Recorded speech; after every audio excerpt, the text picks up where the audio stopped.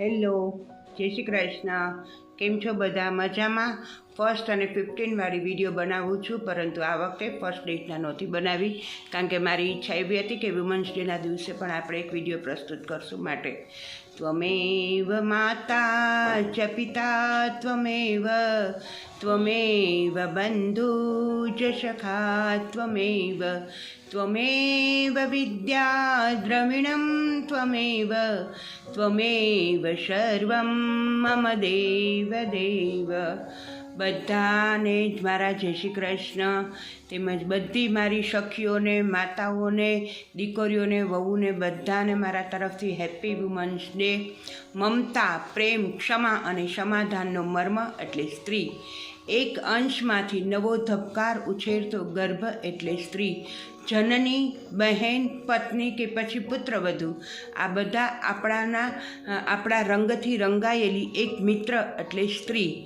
સ્ત્રી ભલે પુરુષો પણ સ્ત્રી જેટલા જ સંબંધો સાથે જોડાયેલા છે, પણ આજે સમાજમાં સ્ત્રીનું મહત્ત્વ વધુ છે. કારણ કે જ્યારે 1875માં એક સ્ત્રીએ એવું કહેલું કે શા માટે સ્ત્રીને મતાધિકાર નથી, અને ત્યારે એ આખો બળવો તરીકે, એટલે કે એને ખૂબ લડત લડી હતી. અને એ લડત હતી 28 ફેબ્રુઆરીએ, અને 8 માર્ચે એમને ચુકાદો મળ્યો કે સ્ત્રી પણ મતાધિકાર બની શકે છે, સ્ત્રી પણ મત આપી શકે છે, વોટ કરી શકે છે.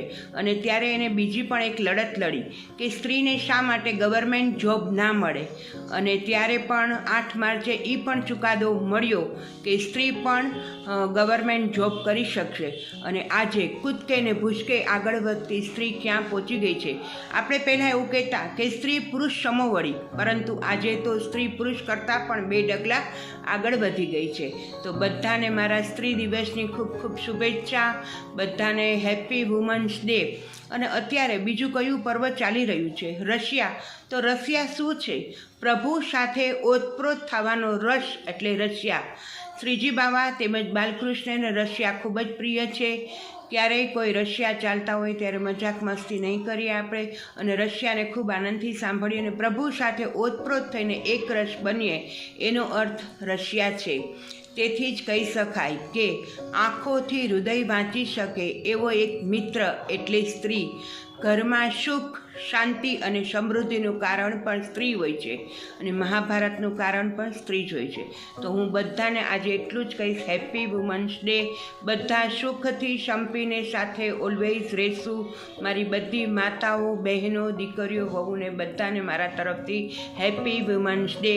વી મીટ એટ 16 ડેટ. ઓકે, જય શ્રી કૃષ્ણ.